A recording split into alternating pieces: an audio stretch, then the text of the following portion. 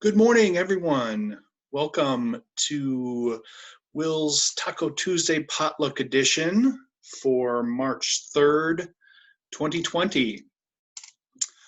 Thank you so much for joining us. We've got actually a lot of people in the meeting already. We had, I think, about 30 registered possible attendees, so it's really exciting to have already 13 people in the group. My name's Jeff Bruner. I know many of you, but some of you maybe not. I am with Wills. I work with our cooperative purchasing service. Mostly I work with our academic library members, but I do a little bit of work with everybody. Wills Taco Tuesdays are a series of web-based sessions to talk about cooperative purchasing issues.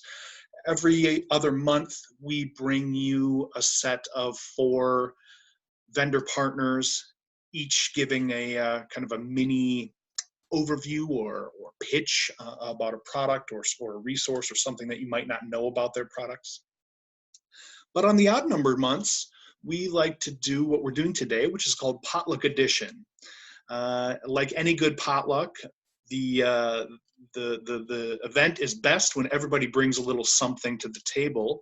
So the idea of Potluck Edition is that it's a conversation among members of different types, of different institutions about some topic. So today's topic, we decided to see if we could get some conversation going about e-resource usage data. This was something that was suggested by our Cooperative Purchasing Advisory Committee as a possible topic of interest that e-resource library folks might want to kind of check in with each other on. So that's what we're here to do today. So let me just flip the slide over here because there is a very simple slide that says today's presentation is you. So I guess really, like I said, these are meant to be sort of participant-driven conversations about resource usage data. I know that this can be an area that can be confusing to some folks. There are always vendors who it's very hard to get, let alone parse the usage data they provide.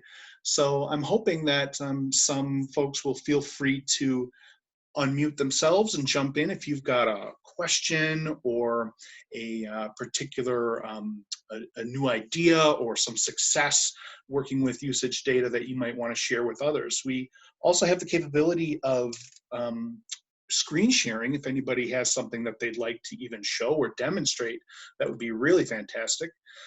So I'll throw it out to the group. Feel free to jump in, introduce yourself, and let us know what you're thinking about.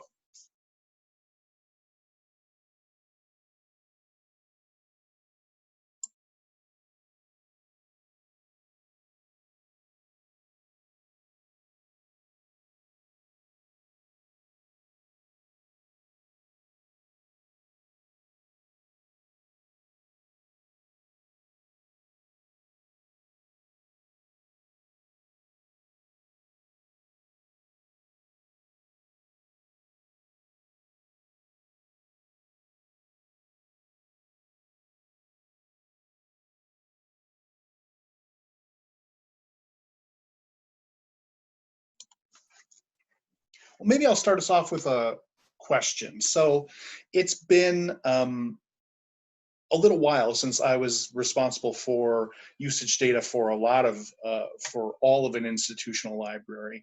I do a little bit of usage data gathering for some of our members, kind of due to the way that they order their resources from us. And I've generally found that over the last few years with Counter 4 and now Counter 5, that usage data is getting easier to obtain. Most of the vendors that I get usage data from have their reports in sort of one of those standardized formats, and it's easy to get and sort of compare year to year. Does anyone have an example of something or a company that maybe they're struggling with, that there might be some obstacles to how they present their usage data that you're hoping others might have some ideas or experience with?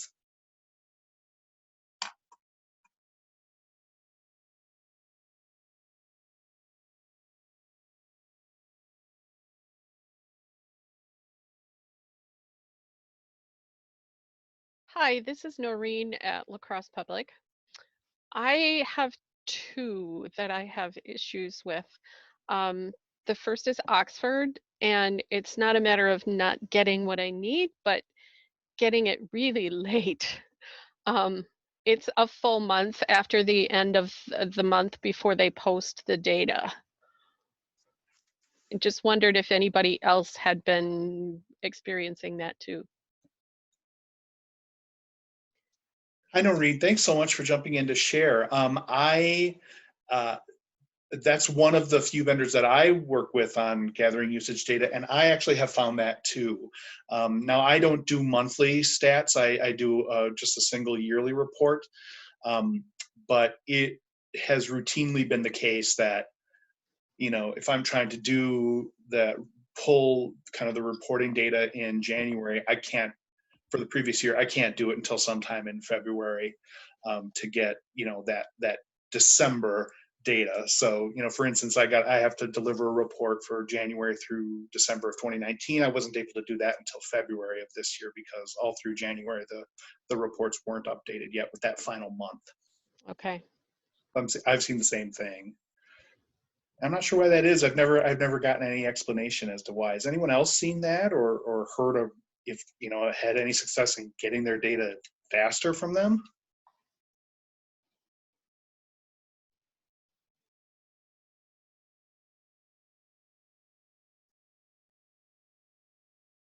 And if not, that's fine. Who else have you? What other kind of obstacles did you run into, Noreen? I think you mentioned two.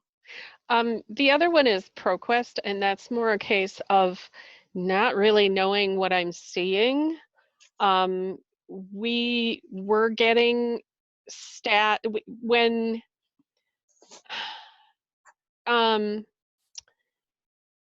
before I have to make sure that I get this the right way around. When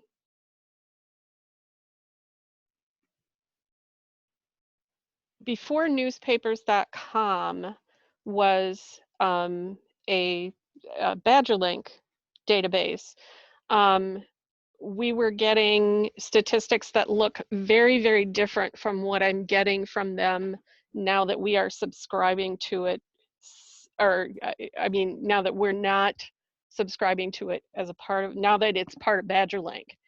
And I'm not sure if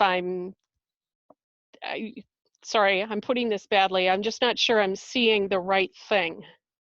Okay, I think I see what you mean there. So when the resource went into Badger Link, the reporting changed a lot. Yes. Do you feel like? I mean, this is just off the top of my head. Do you feel like you're seeing more than your institution, as if you're getting like the full, like the whole state's Badger or like usage of that resource, or is it, No, other way around. a lot less? Yeah. Hmm. Yeah, that certainly. I mean, again, I don't know for sure, but Yeah. it seems like maybe they're counting your users differently. Maybe there's some central code, that all users are going into, but you're still getting some, not zero, right? Or Right. okay. But again, I'm not sure that I'm really counting the right thing. When I pull up um, usage data, I'm not seeing something that says newspapers.com. I'm seeing a number of individual newspaper names, Okay. which kind of, I'm not sure what I'm looking at. Well, since it's a BadgerLink resource, I would hope some other folks around the state may have seen something similar when that change happened. Can anybody else offer any insights into what you've seen in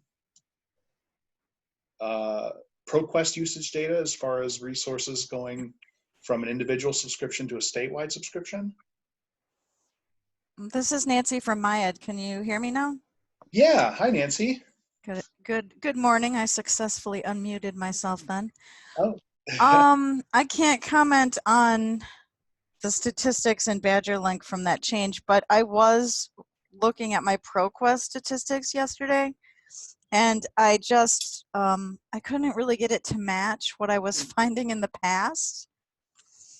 So, you know, like I have a past report printed out and I'm like, well, this doesn't even seem like it's the same report, even though technically it's maybe the same report because it has the same number. So I was having difficulty figuring out what I wanted, and I also kind of was getting a lot of individual titles or individual articles when, you know, really I need a bigger picture. Not, I mean, it's interesting to look at, but what I need is the bigger picture number, and I was having some difficulty finding it. Okay. And so that seems like a change that is a recent change for you? It did seem like that. I'm like, well, I don't remember this being so hard. Like, I'm running this report, I'm running that report. And, you know, like usually I felt like I didn't have trouble with ProQuest, but it just seems like Counter 5 looks so different. It doesn't seem to be matching to what I had before, which maybe was Counter 4. But I will share one other thing. So we migrated, the Switch Library Consortium has migrated from our Koha ILS to Alma Primo. And our Switch Library Consortium office, Katie, set up an ACRL dashboard to pull statistics for the ACRL survey. But the last year that I was reporting for ACRL was split between the two systems. So I was, you know, pulling my Koha stuff and combining it with the Alma. But I'm really looking forward to next year when all the data will come out of one place. And I've even been able to get some numbers which I just wasn't even reporting before. Well, that's cool. And do you attribute that to being on Alma, or is it because of the kind of work that the admin team did to put that dashboard together for you? I think Alma just has a really robust way of pulling data, and we had, you know, someone that could set it up for me because I haven't had much time to play with that. But I was like, ooh, you know, it runs in 45 seconds and gives me a magical number that I never reported before. So looking at, you know, like electronic number of titles, and they used to want that horrible deduped number of electronic serials that you had, which was really difficult to get because there's so much duplication across the databases, especially like in EBSCO. You know, something might be in 5 or 6 or 7 different EBSCO databases and they only want it counted once, which is understandable, but when you're working with figures that large, it's really hard to know what it's really doing. So I'm excited because it looked pretty accurate, like I thought it was doing what I had in the past tried to calculate. Fantastic. That's good. I also will say that I've been kind of out of working in an academic library long enough that I haven't been party to, you know, a major you know, library services kind of platform launch like Alma. I know the UW system went to Alma, but I left right when that was, I think, getting started. So I'm interested to hear that maybe it's got some good functionality for gathering and making use of that usage data, where it seems like we're always just sort of kludging things together between all the different reports that we would get from vendors. It would be nice if there were, you know, integrated tools that could do at least some of that work for you. Would you say that's been your experience so far, Nancy? It looks promising. Great.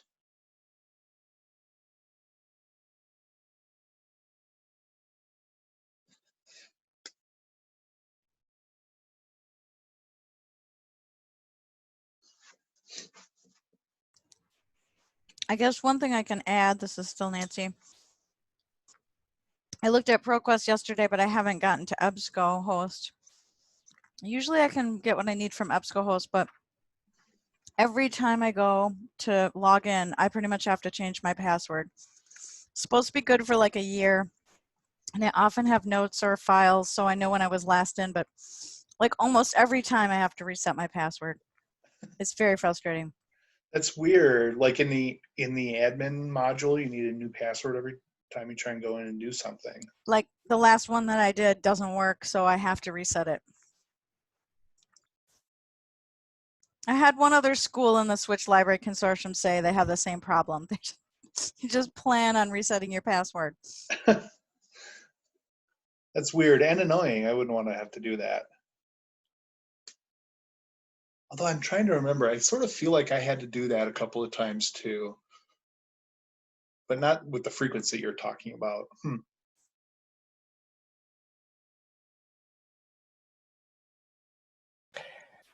Jeff, this is Jennifer Chamberlain from Monarch.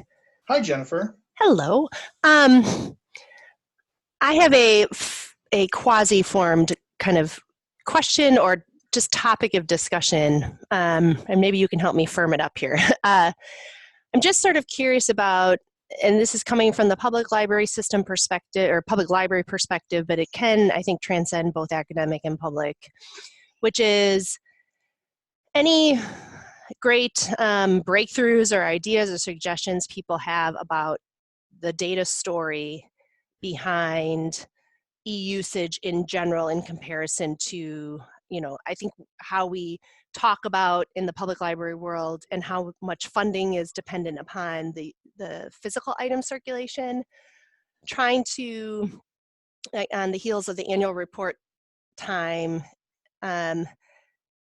think about better, more impactful ways to discuss how our patrons are using digital content when you have sort of an apples to oranges comparison across various platforms. So I know that's kind of broad and I'm not sure where I want that to go. I don't know if I have a specific drill down question, but I know it's something that we're thinking about as we do county planning, how we can better articulate and show the value our patrons are finding in this content and how we can eventually tie that to reimbursements or sort of recognition that would sort of help us grow in this area. I think that's a great topic to bring into the discussion, Jennifer. I know that you're not alone. I'm not alone in thinking that one of the obstacles that we faced in recent years is sort of how do you we know that our libraries are being used as much, if not more than ever, but maybe not in person as much. That the electronic resources, whether that's databases that your library subscribes to, whether that's the statewide ebook group that your library or library system might be involved in, that the usage is there, that patrons are using the materials and need the materials, but it's harder to articulate that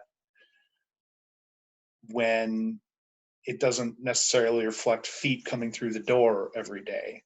So I would be definitely interested to hear if anyone's has experiences or even just thoughts about ways to turn the data about your product usage into contributing to the story of what your library is doing. You think that is that similar to where you were thinking, Jennifer? Yeah, for sure. I mean, and whatever that triggers in anyone on the call, if there's a different direction you want to go. I just was curious. I know this is something the public libraries are thinking a lot about, and we have, greater specific numbers around certain resources, but not all, and not everything is similar, and just sort of trying to figure out the most persuasive way to present that data that, draws a more accurate and fuller picture.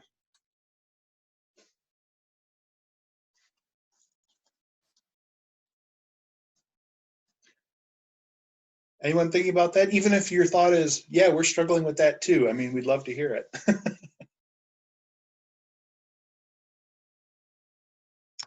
Hey, Jeff and Jennifer, this is Mitchell at St. Norbert. I don't know that this helps you from the public library angle, but certainly what I've been thinking about and we've been thinking about at St. Norbert is trying to really get a better picture of who's using our electronic resources. So, really the only data that we get on our e-resources compared to physical circulations, or we get these usage numbers from publishers, right? We really don't have any identifiers for who's actually using them, whether you're defining them by like students, staff, or, drill down to like, well, what departments use more than others or things like that. So we've started looking into the easy proxy data, and so mining that data on when people log in, what they're using, all that data that shows up in easy proxy files, to really try and gauge like who is actually using our electronic resources.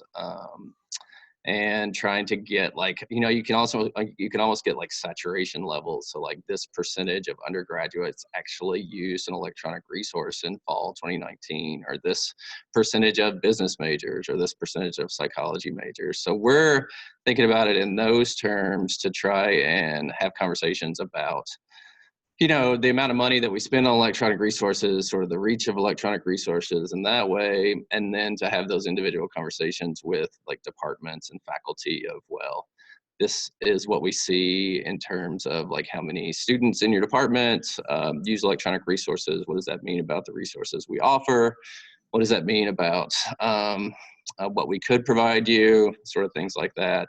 So really trying to define who our e-resource users are. That's sort of what we're looking into. That's really fascinating. Where are you in that work? Is that something new, or do you have any kind of early results or interesting tidbits that you might want to share of things you've already found out? Yeah, I mean, this work's been done before. So like University of Minnesota has been doing this for a while, mining easy proxy data.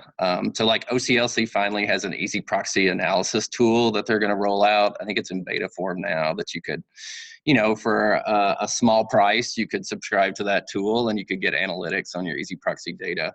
So we have, so we just started doing this in fall 2019. And so what we're doing is everyone has to authenticate through easy proxy on campus or off. So no matter the first time you log into anything, you have to provide your credentials. And so we have 1 semester of usage, and we're able to compile that and look at that at the end of the semester. And it's interesting because you get this data and it's like, well, I've always been curious, like what percentage of undergraduates use an electronic resource, right? So whether that's like download an article, whether that's use an ebook, whether that's like click on a database link to go to the native interface. And the number in my mind was really big. I was like, oh, I bet it's got to be like 85% of them used an electronic resource, right? But what we saw at St. Norbert was around 44% of our undergraduates used an electronic resource in fall 2019. Now, that's not to say that there aren't different methods for them getting to electronic resources that don't go through easy proxy. So they could like land on like a publisher site and get an article that way. That's still a library resource. But from what we saw with the easy proxy data, it was 44% of our undergraduates used an electronic resource, which was an interesting number. Yeah, that is. I mean, I have to tell you, when you were first talking about the project, when you said that it was going to, or you indicated you thought it would be lower than your hope, I was afraid it was going to be like crazy low, yeah. Like 10% or something. 44, I was like, okay, well, that's almost half. I mean, I don't know. I wonder, do you have any way of gauging that against, like you said, Minnesota or other institutions are doing similar work? Do you have any benchmark of where other institutions are on that kind of number? Yeah, I can't remember what Minnesota reported. I feel like theirs was higher, and that's why I got that number. Or maybe that was just like my hope, Like, we spend like 90% of our collection budget on electronic resources, so you would assume that the reach of those would be pretty big. Yeah, people are at least using them. Yeah, but I guess I'm trying to think of how that sort of relates to the public library world, and if there's more there that you could use to really talk about the patrons that use these things. I guess I don't know how you would identify that in the same way that we're doing, because I don't think you can capture those logins like we can through easy proxy or collect patron data. But I think that's what we're trying to tell, is the story of like who's using what and what sort of impact that's having on who these users are. Yeah, Mitchell, no, I really appreciate you sharing that, and in some ways, I mean, on a personal level, like reminding me of kind of some of the work we were doing at the academic level that I think can translate. Because I think it's sort of interesting to think about, and what's possible is a side conversation, I suppose. I mean, I don't know what we can. We don't have the same demographic data, I think, that you have access to. But we try to do that when it comes to, you know, in our inner reporting, we're talking about programming participation and percentage of those that are coming to children's programming, or, you know, item circulation, and how many of those items are for youth, because I think we're trying to tell the story that obviously how we're connecting with families and with, you know, a demographic that clearly has the interest of legislators on both sides of the aisle, right? That we're helping to support families and education and a healthy, productive youth is something that's part of our story. But we don't seem to do that same thing when it comes to our electronic content. There it's just sort of like, well, we can't get all the numbers. We can't decide if, you know, if you're using ancestry.com and you're just finding various, you know, various pieces of data related to genealogy, that sort of doesn't equate to the same thing as like circulating an ebook. But why doesn't it? And why aren't we using that to really fully tell kind of a story of the kinds of ways? It would be interesting if we could figure out how to describe this in terms of the demographics of the users, whether they be job seekers or entrepreneurs or, you know, the list goes on. I think you've given that. I appreciate you sharing that, because it gives us some things to think about.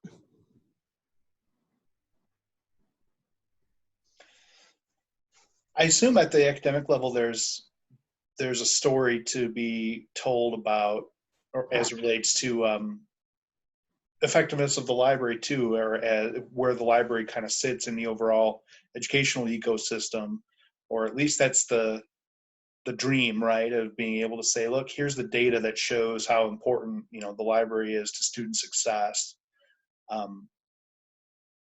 Do you see a path towards that, and being able to tie, you know, a student ID number to, I don't know, are you anywhere closer to making that leap from usage of the library to success as a student?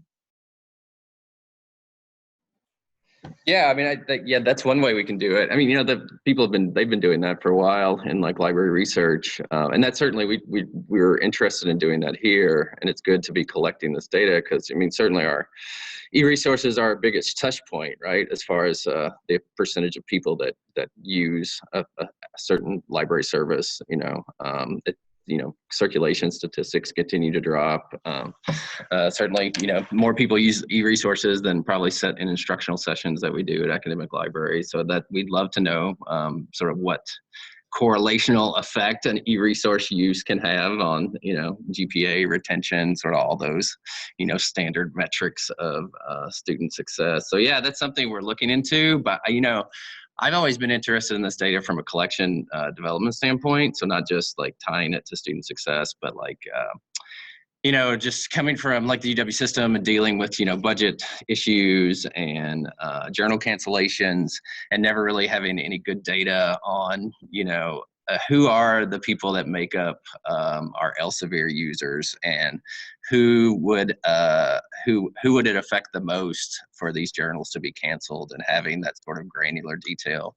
I would say we subscribe to a couple of big Elsevier packages here, and it was interesting when I saw the data that I would assume that a majority of our Elsevier use, or not a majority, but a lot, was coming from faculty research as much as students, and that hasn't been the case from what I've seen in the data. So it's interesting that undergraduates are driving our Elsevier usage, just from a standpoint of like, you know, we know about like information seeking behaviors of undergraduates, where sometimes, you know, it's they'll take whatever you give them sometimes, right? I can't remember the exact phrase, and faculty are much more selective in what they're using. So it's so when you think about, you know, breaking up some of these packages, a lot of times like your pushback is coming from faculty rather than the students. So it's interesting to see the data of like really who's using what. even just breaking it down by like, you know, student, faculty, and then getting more granular and saying, well, psychology students used Elsevier the majority of the time. So here's who would have the biggest effect of journal cancellations. So thinking about it that way. That's great. Yeah, I had heard, I've seen a demo of the OCLC Easy Proxy Analytics product. I remember thinking that it was interesting, but I guess when I first looked at it, I thought, okay, well, that's great, but it's only counting all your usage that goes through Easy Proxy. I hadn't really considered that, you know, maybe an institution would just drive all of their traffic through the proxy server. I guess as a side question, since I've got you here, how has it, was that a change? Have you long had all of your users authenticating every time, or was that something you had to implement? And if so, how did that go? So we started doing that in the fall when we rolled out this project, and I mean, there are a couple of faculty members that like I've talked to, and they're like, "Why do I have to log in all of a sudden?" It's like, well, you know, we tell them that we're using the data we're collecting to like enhance library services and collections, and but that's really it. Like, we haven't had a lot of pushback. I feel like people are so used to logging into things, especially on campus, that like one login isn't going to really inhibit like behavior or seeking out that resource or using that resource. So, and you only have to log in once. So once you log in the first time and you move throughout library resources, you don't have to log in again. It's when you close that browser and start a new session, you'd have to log in again. So, I don't think it's that prohibitive, but that's certainly my opinion on it. Yeah, that makes sense to me. Is anyone else doing anything like that, using your proxy server or some other authentication method to try to get some data on what people are using electronically and who might be using what for the same kind of purposes of learning about the resources and who needs them and which resources really don't need to be on the docket anymore?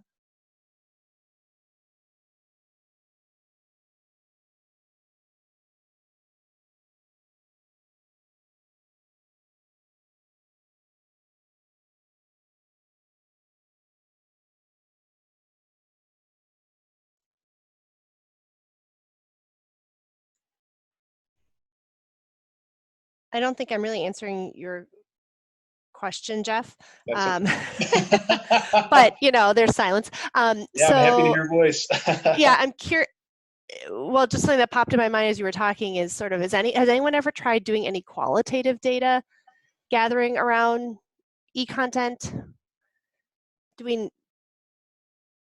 we have, has anyone done any sort of follow-up surveys or finding out? I mean, it seems because there is so much usage data to look at, it feels like it's the only thing we explore.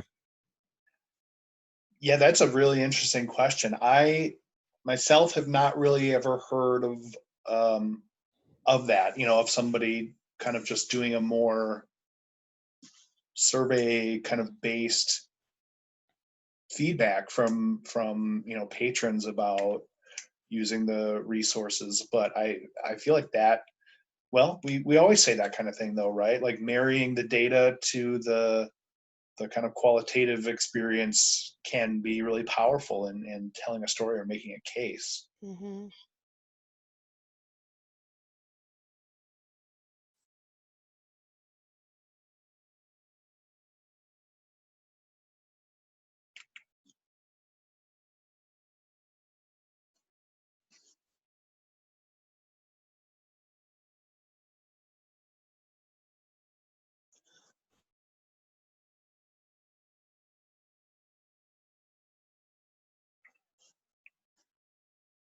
So Mitchell, you're not going to start sending out a, hey, how do you like this product survey? Tell me how it makes you feel. Right. No, I don't think so. I keep trying to think of a way to do that. I would like to do that. I'm sure but I feel like everybody suffers from like being over surveyed on campuses. So I don't know how many replies we'd actually get. I feel like there was one product I saw though. It might be ProQuest eBooks or it was something where you have the ability to embed like a follow-up survey after a usage or something like that. And I don't know if that's the way some vendors will be going, as libraries are more interested in collecting that sort of data. But I did see that with a product, but I can't remember what it was. I wonder if anybody else remembers any products that offer that functionality where you can embed a survey after a user uses that resource. Well, and the WPLC has done this to some extent, right? Yeah. They've done with the Wisconsin Digital Libraries, you've done some surveys, Jeff, haven't you guys, on patron satisfaction in terms of like what they like about the collection and satisfaction in terms of wait times and things like that. Yeah, that does make sense to me. I guess I personally have not been party to that, but that's just because I'm not usually on that kind of project. But I do know that the consortium has done some of that work to drive, the kind of decision making at the WPLC level. That's an aspect that I hadn't really ever considered when we thought about today's conversation. But I'm sure that feedback, my recollection at least, as fuzzy as it is that that kind of feedback was important to the decision making bodies there at WPLC, and kind of knowing what direction the consortium wanted to go in terms of how to deploy the resources in the best way possible to lead to the best possible kind of experience for the users.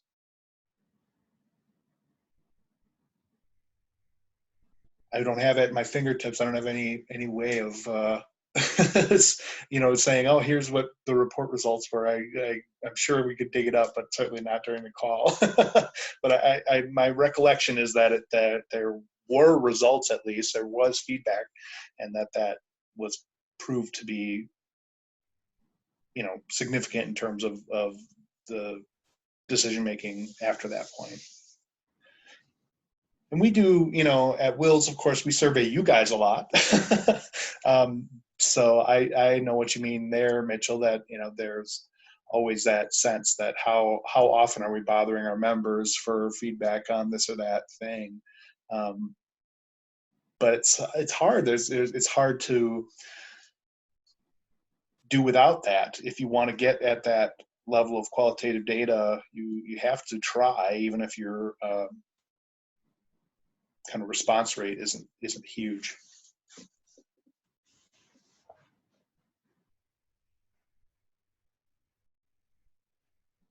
Yeah, and I just found what I was thinking of, and it's ProQuest. If you use their ebooks, they have the ability, it's called Patron Analytics, where you can embed a survey to go out to your users. I can't remember when it triggers, if at the end of use or sometime during use. You can create several questions that they can answer and input their email address and things like that. But that just made me think of like one vendor that's allowing you to sort of embed like a qualitative survey metric into their product. I was just, maybe that's the future of some of this, is if we can get vendors to like model that sort of qualitative embedding of surveying as a part of our users using the product. That's really interesting. I did not know that was an option, although it's funny to me that it's specifically, that's specific to one kind of sub product in their catalog. But that sort of thing, I don't know, that could be something that we start asking for, right? That's how you get anything from vendor partners, is by saying, hey, we need to be able to make this case at this, and I have the data, but I'd like to get some real feedback. Can you help us gather that? Yeah, EBSCO loves it when you tell them ProQuest has something they don't too. Yeah, that makes sense. I'm sure that goes in both directions.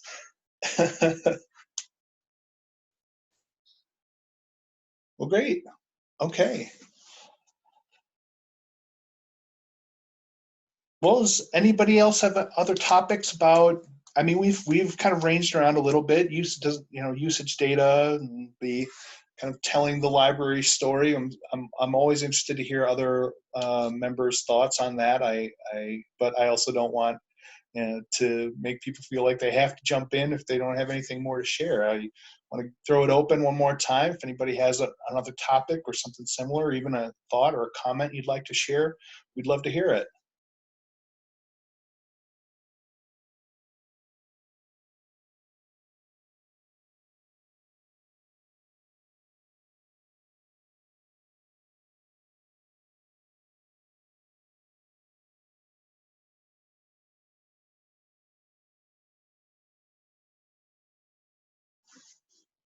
Okay. Well, I mean, I actually am really pleased with today's conversation. We went 40 minutes. We don't always have to fill the full hour. It's definitely a topic that can be interesting, but can also, it's tough to know what to say about it, right? Yes, I'm gathering usage data. Jeff, quit asking me how to do it. So I think we can wrap up for today. I think it's been very instructive hearing from Mitchell about the new project that you're undergoing. I'd love to hear more about that. Jennifer, thank you too, and also to Nancy, and Noreen for jumping in to share some questions and things that they're facing. The last thing I'll say is that next month we will be back to the kind of standard, if you will, Taco Tuesday format. We'll have 4 vendors here to talk a little bit about their resources. That list is still pending, but we'll announce it soon. But the date for our next Taco Tuesday will be on April 17th, as always, at 11:30 a.m. Watch for registration links and so forth coming soon. Thank you so much for attending, everyone. Thanks so much for those who shared, and I hope you have a great afternoon.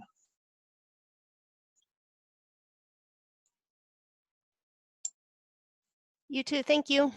Thanks, Jeff.